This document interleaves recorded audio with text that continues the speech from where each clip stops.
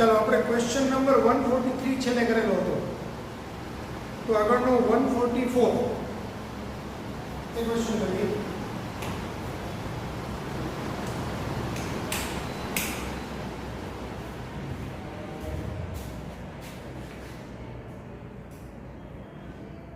દ્રઢ પદાર્થ માટે ચાર્જ થતી ઉર્જા અને તેનો કોણીય વેગ અનુક્રમે E અને ઓમેગા છે. હવે પદાર્થનો કોણીય વેગ 2% વધે છે તો તેની ગતિ ઉર્જા શોધો. ક્વેશ્ચન નંબર છે 144. બરાબર. હવે ચાર્જ થતી ઉર્જા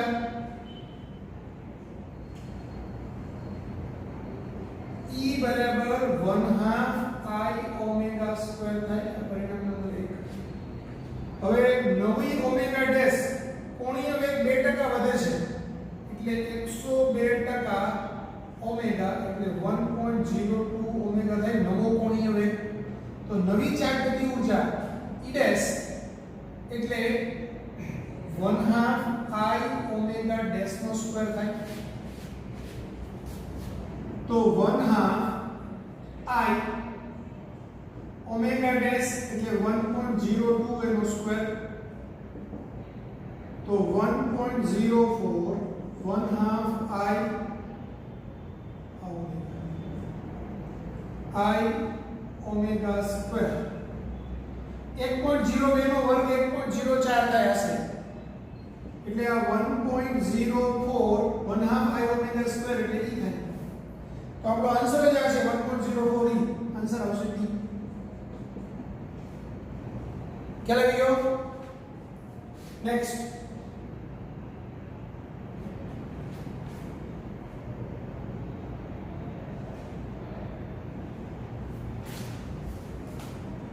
એક ઢાળનો કોણ 30 અંશ છે.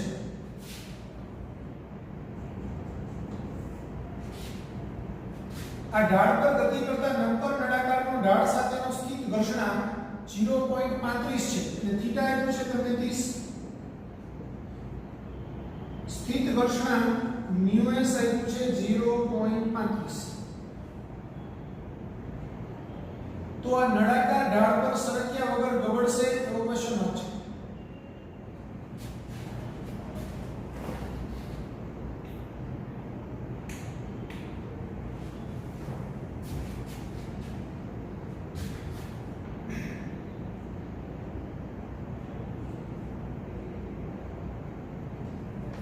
તો સરક્યા સિવાય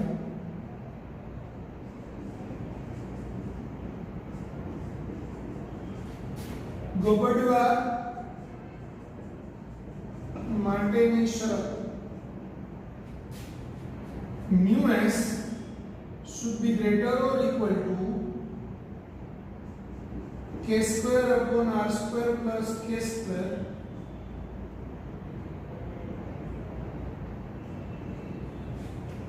tan theta.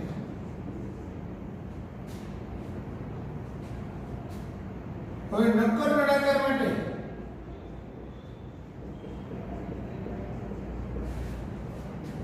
જો I બરાબર નક્કર નળાકાર માટે 1/2 mr સ્ક્વેર થાય તો I બરાબર 1/2 mr સ્ક્વેર થાય તો અહીંયા એના બરાબર mk સ્ક્વેર કરીએ આપણે તો શું આવશે 1/2 mr સ્ક્વેર બરાબર mk સ્ક્વેર mm કેન્સલ એટલે k સ્ક્વેર બરાબર r સ્ક્વેર બાય 2 થાય. તો આપણે નક્કર નળાકાર માટે k સ્ક્વેર બરાબર r સ્ક્વેર બાય 2 થાય એટલે k square upon r square plus k square tan theta બરાબર r સ્ક્વેર બાય 2 છેદમાં r સ્ક્વેર વત્તા r square by 2 tan theta. હવે આ r સ્ક્વેર બાય 2 આ 3r tan theta એટલે આ બે કેન્સલ એટલે 1/3 tan theta તો હવે આપણી શરત થઈ us should be greater or equal to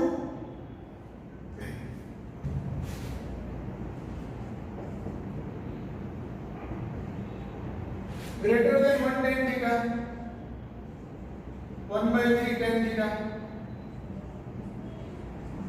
તમને બુકની અંદર આ સીધું જ આપી દીધેલું છે કે mu should be greater or equal to 1/3 tan theta થવું જોઈએ નક્કર નળાકાર માટે પણ એ શા માટે થવું જોઈએ તો ખરેખર આ ગણતરી છે વિદ્યાર્થી કે આ સૂત્રની અંદર આપણે k ની કિંમત r²/2 મૂકીએ તો આપણને આ શરત નક્કર નળાકાર માટે મળે હવે આ શરતનું પાલન થાય છે કે નહીં ચેક કરીએ તો અહીં 1/3 tan theta એટલે 1/3 tan ત્રિશંસ tan ત્રિશંસ એટલે 1/√3 બરાબર તો 1/3 upon √3 એટલે 0.33 છેદમાં 1/3 એટલે 0.33 અને √3 એટલે 1.73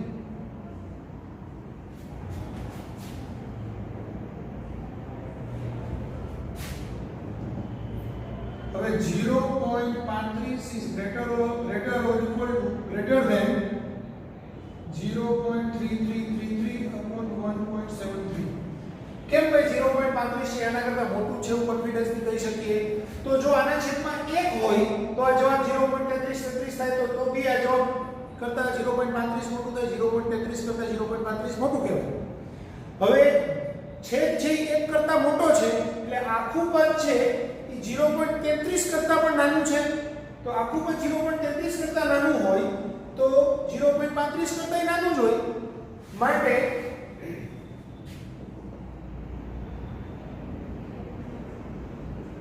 શરતનું પાલન થાય છે જો આ શરતનું પાલન થાય us is greater or equal to 1/3 tan theta થતું હોય તો આપેલો પદાર્થ સરક્યા વગર ગબડે એટલે ગબડતો નીચે આવે બરાબર એટલે ફરતો નીચે આવે તો આપણે એમ કહી શકાય કે ક્વેશ્ચન ની અંદર આન્સર છે તો આ નળાકાર ઢાળ પર સરક્યા વગર ગબડશે તો જવાબ આવશે હા આન્સર છે સી હા લખી દો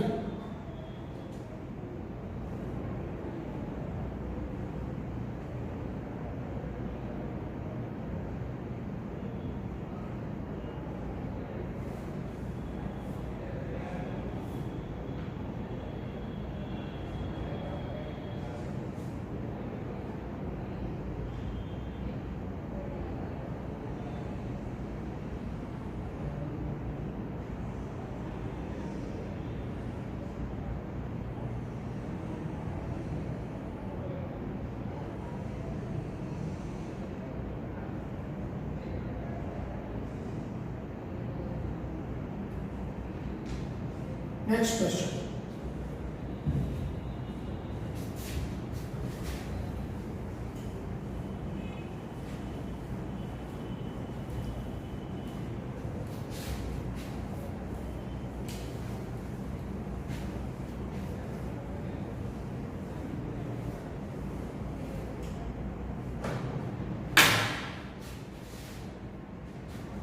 Question number 146.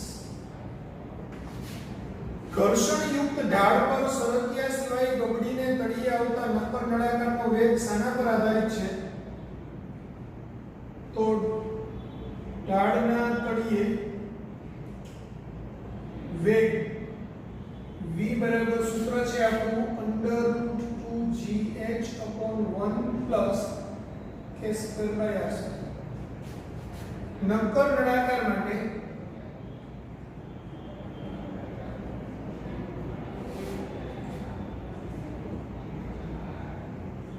k² બરાબર r²/2 એટલે ડાયરેક્ટ જ કરી નાખીએ k²/r² એટલે 1/2 આ nk સ્ક્વેર બરાબર 1/m r સ્ક્વેર એમાંથી n કેન્સલ કરીને સીધું લખ્યું તો v બરાબર √2gh છેદમાં 1 + 1/2 એટલે √2gh upon 3/2 છેદનો છેદ અંશમાં જાય એટલે v બરાબર √4gh/3 માટે v ચલે છે √h તો આપણો આન્સર આવશે C ઢાળની ઊંચાઈ પર આધારિત છે ઢાળના તળિયે પદાર્થનો અથવા તો નક્કર નળાકારનો વેગ એ ઢાળની ઊંચાઈ પર આધારિત છે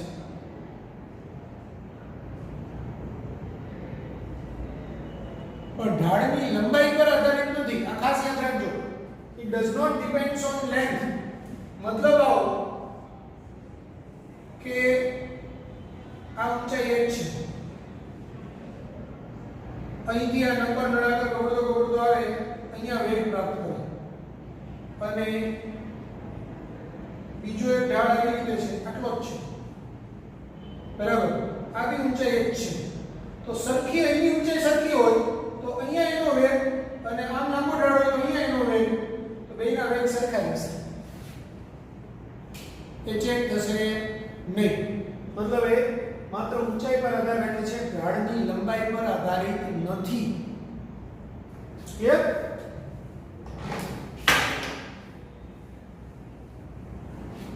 લખે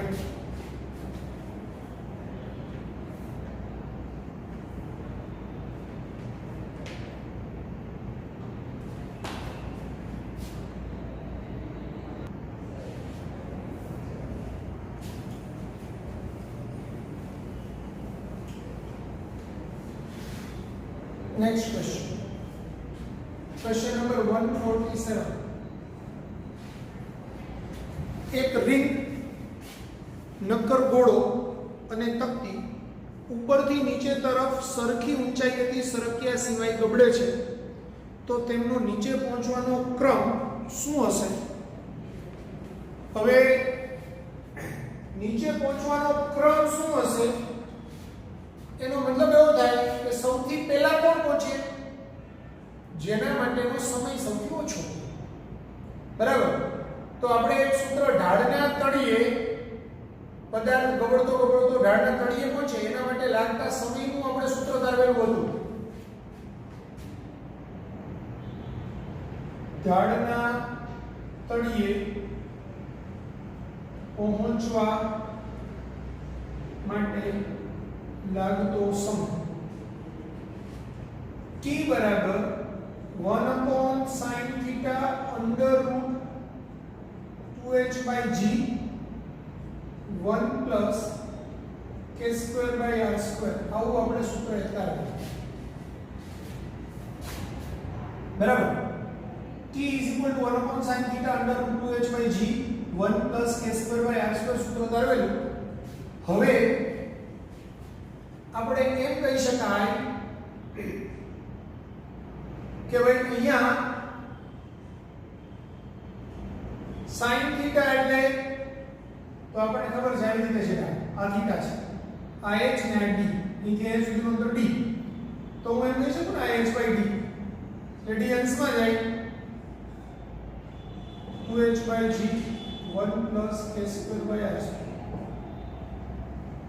તો ત્રણે ત્રણ પદાર્થ એક વખત રિંગને ગબડતો નીચે આવે છે બીજી વખત નક્કર નળાકાર વાળો ગબડતો નીચે આવે છે ગોળો ગબડતો નીચે આવે છે તો ત્રણેય માટે ઢાળની ઊંચાઈ સરખી છે ઢાળની લંબાઈ સરખી છે આપણે અહીંયા જ કહી દઈએ તો ત્રણેય માટે થીટા સરખો છે આ પદ ન લખીએ તો પણ ચાલે બરાબર એટલે ત્રણેય પદાર્થ માટે ખાલી વેરીએબલ છે ખાલી k વેરીએબલ છે એટલે આપણે અહીંયા જ કદાચ કરી દઈએ કે ત્રણેય પદાર્થ માટે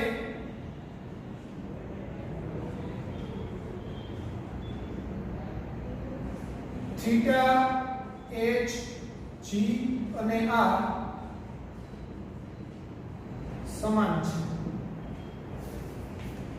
માટે t ચલે છે અંડર રૂટ 1 પ્લસ k²/r². હવે ત્રણ વસ્તુ છે એમાં પહેલી છે રિંગ,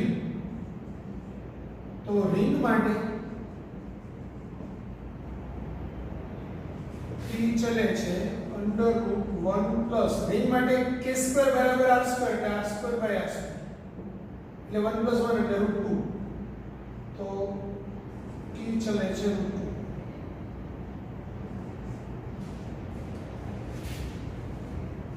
પછી બીજો પદાર્થ છે નક્કર ગોળો. નક્કર ગોળા માટે t ચલે છે √1 પ્લસ, હવે નક્કર ગોળા માટે k² બરાબર mk² એટલે પહેલામાં 2/5 mr², એમ કેન્સલ એટલે k² બરાબર 2/5 r² ને આ છેદમાં r² આ બે કેન્સલ, એટલે t ચલે છે 5 + 2 7/5, એટલે આપણે આ કિંમત ની લખવી પડશે. √2 ની કિંમત થાય 1.414 અને 7/5 7/5 એટલે 14/10 એટલે 0. એટલે 1.4 એક્ઝેક્ટ, સોરી 7/5 લખીએ અને ચલે છે 1.4. અને ત્રીજો પદાર્થ છે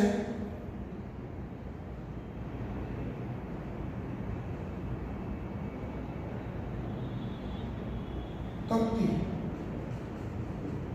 તો તકતી માટે t ચલે છે √. હવે તકતી માટે શું હોય તો k ની વેલ્યુ 1/2 mr², એટલે r²/2, તો 1/2 r² છેદમાં r² આ બે કેન્સલ, એટલે આ t ચલે છે √3/2, એટલે ચલે છે √1.5.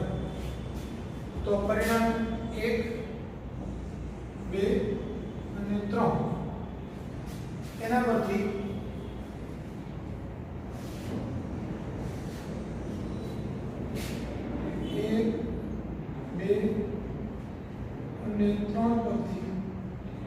સૌથી ઓછો ટાઈમ કોને લાગશે તો કે નક્કર ગોળા માટે, એટલે t નક્કર ગોળો is less than t ring,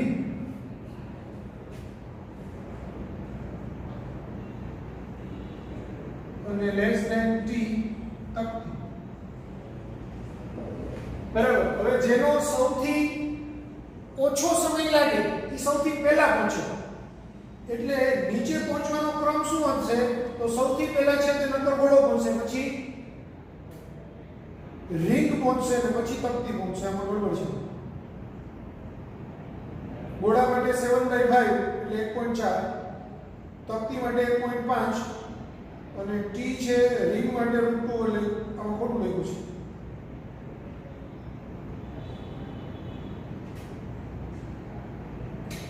બરાબર છે. આ 2 નું વર્ગમૂળ 1.414 થાય, એટલે આ √2 બસ આટલું થાય.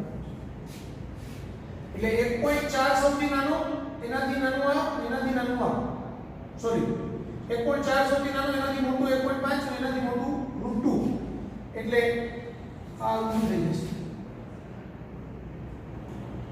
આ તકતી અને આ રિંગ,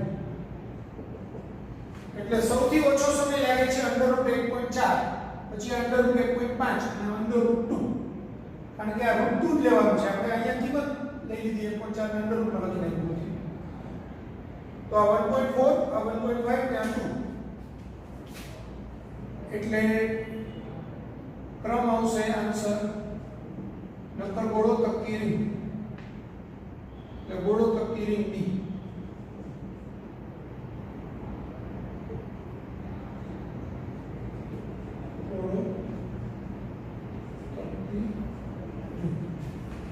આ વાંચ લખી નાખો. ચાલો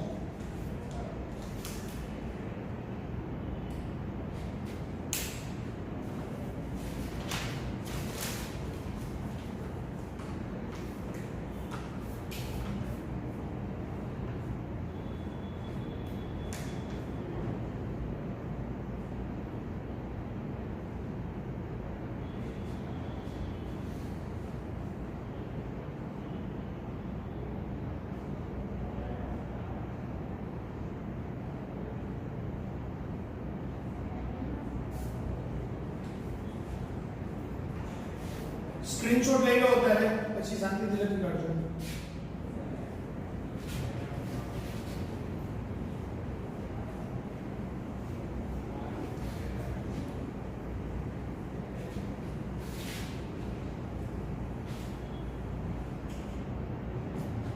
Next, question number 148. એક પદાર્થ ઢોળાવવાળી સપાટી પર ગબડે છે. જો તેની સ્થાનાંતરિત અને ચાકગતિ ઉર્જા સરખી હોય તો તે પદાર્થ ખાલી જગ્યા હશે.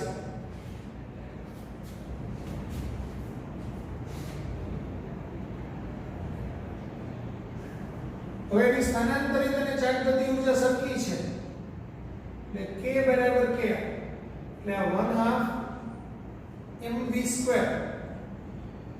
બરાબર 1/2 I ઓમેગા સ્ક્વેર.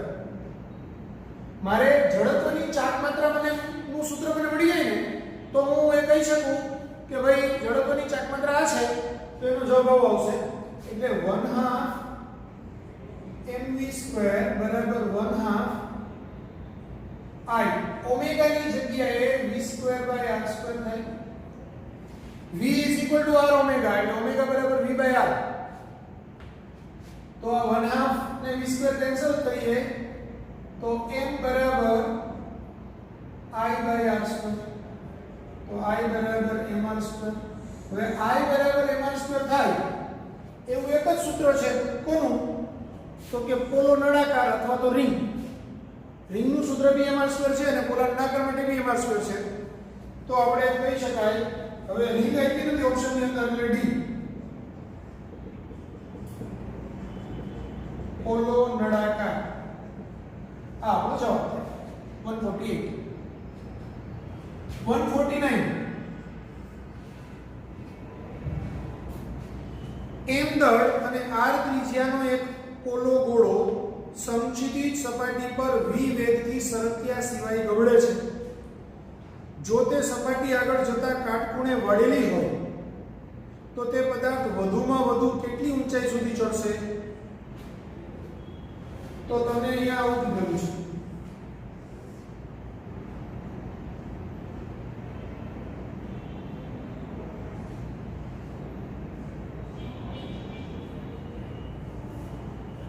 બરાબર, અહીંયા એનો વેગ v છે.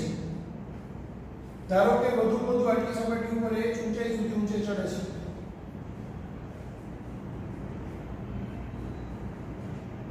બરાબર,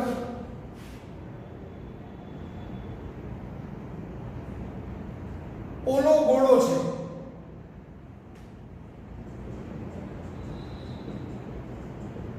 સમજો, અહીંયા એ ગબડતો જઈ રહ્યો છે ત્યારે એની પાસે બે પ્રકારની ઊર્જા હશે. એક હશે રેખીય ગતિ ઊર્જા અને બીજી હશે ચાક ગતિ ઊર્જા. તો રેખીય ગતિ ઊર્જા અને ચાક ગતિ ઊર્જા અહીંયા જેટલી છે ત્યારે અહીંયા આને આપણે રેફરન્સ લાઈન ગણીએ તો એ સંદર્ભ એટલે એની સ્થિતિ ઊર્જા શૂન્ય છે મને.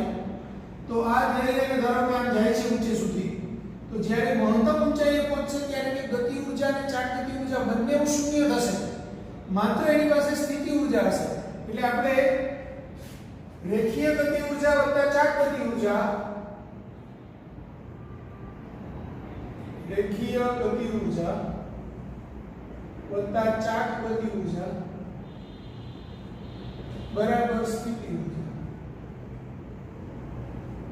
તો અહીંયા 1/2 mv² વત્તા 1/2 I ઓમેગા સ્ક્વેર બરાબર mgh. હવે પોલો ગોળો છે તો પોલા ગોળા માટે શું આવશે? 2/5 2/3 mr². એટલે I ની વેલ્યુ 2/3 mr².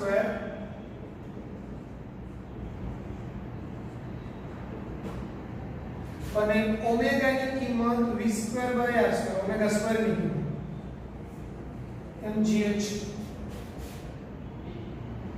તો હવે આમાંથી એક કોમન, આમાંથી એક કોમન ને આમાંથી એક કોમન કેન્સલ.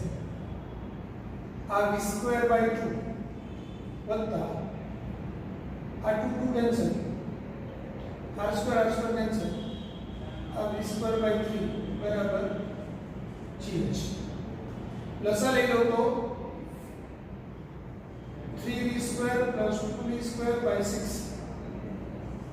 GH એટલે 5v² / 6 GH equal to GH એટલે H બરાબર 5v² / 6 G આ આપણો આન્સર.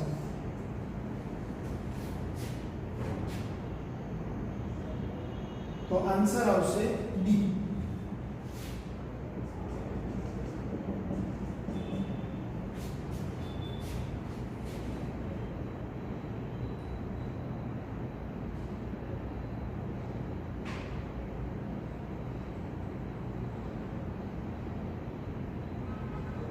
લખી નાખો.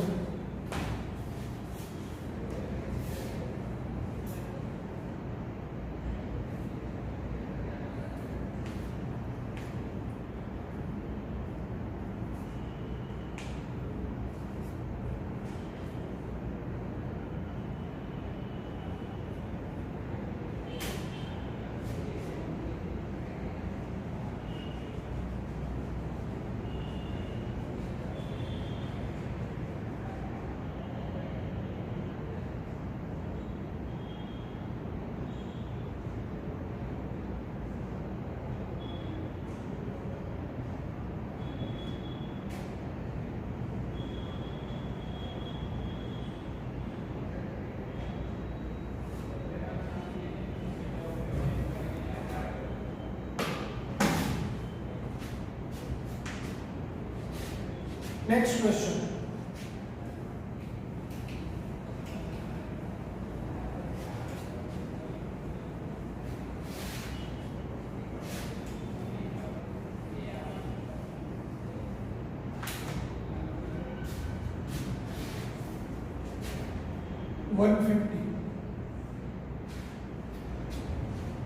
એક પદાર્થ આપેલ ઢાળ પર વધુમાં વધુ 3v² / 4g ઊંચાઈ સુધી પહોંચી શકતો હોય તો તે પદાર્થ કયો હશે? તેનો પ્રારંભિક વેગ v છે. હવે આમાં બી સેમ આગળનો જે દાખલો છે એના કરતા એક્ઝેક્ટલી ઊંધો દાખલો છે. પહેલામાં પદાર્થ કયો છે એ કીધું છે અને ઊંચાઈ પૂછી છે. આમાં ઊંચાઈ કઈ દીધી છે અને પદાર્થ કયો છે તે પૂછ્યું છે. ગણતરી બેમાં સેમ રીતે જ કરવાની છે. અહીંયા 1/2 mv² + 1/2 I ω² mgh. તો 1/2 mv² + 1/2 I ω² ની જગ્યાએ v²/i² બરાબર mg. h ની જગ્યાએ 3v²/4 છે. તો બધામાંથી v² કોમન નીકળી કેન્સલ થશે બરાબર. 1/2 I/r² બરાબર આ પદ પેલી બાજુએ જાય આ gg કટ તો 3/4 m - 1/2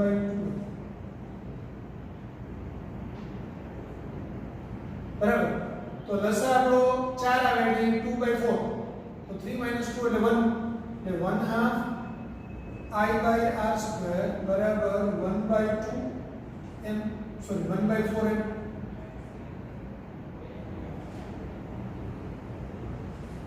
તો I બરાબર 1/4 m ગુણાકારમાં r² સોરી 2r². આ 2 પર એટલે 2 આવ્યું એટલે I બરાબર 1/2 mr². તો 1/2 mr² કોનું છે? નક્કર તકતી અથવા નક્કર નળાકાર.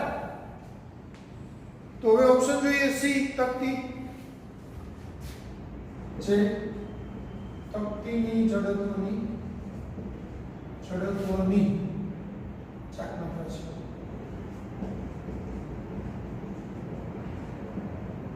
માટે આન્સર આવશે સી તકતી.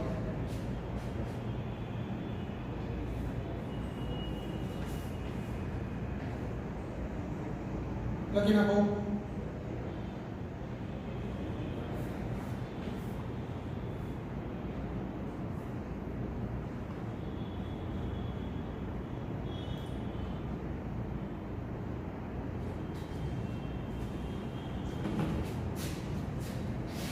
ચલો નેક્સ્ટ.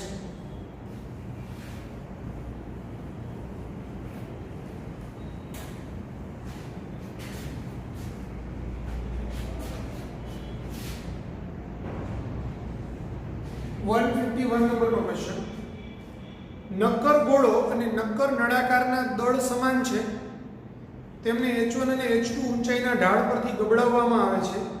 જો ઢાળના તળિયે બંનેના વેગ સમાન જોઈતા હોય તો h1 જેમ h2 બરાબર કરી શકીએ. હવે ઢાળના તળિયે બંનેના વેગ સમાન છે. એક છે v નક્કર ગોળો બરાબર v નક્કર નળાકાર.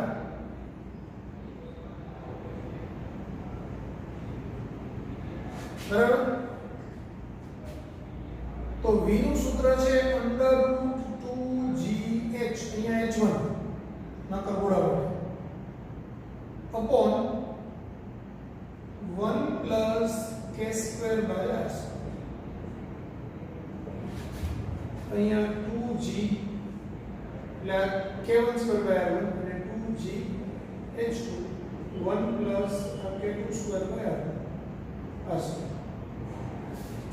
હવે બે બાજુએ વર્ગ કરવાથી એક 2g કેન્સલ કરીએ તો h1 ના છેદમાં 1 + નક્કર ગોળા માટે k ની વેલ્યુ k²/r² ની વેલ્યુ ડાયરેક્ટ કરીએ તો 2/5 અને નક્કર નળાકાર માટે k²/r² ની કિંમત mk² બરાબર 1/2 એટલે r²/2 એટલે 1/2.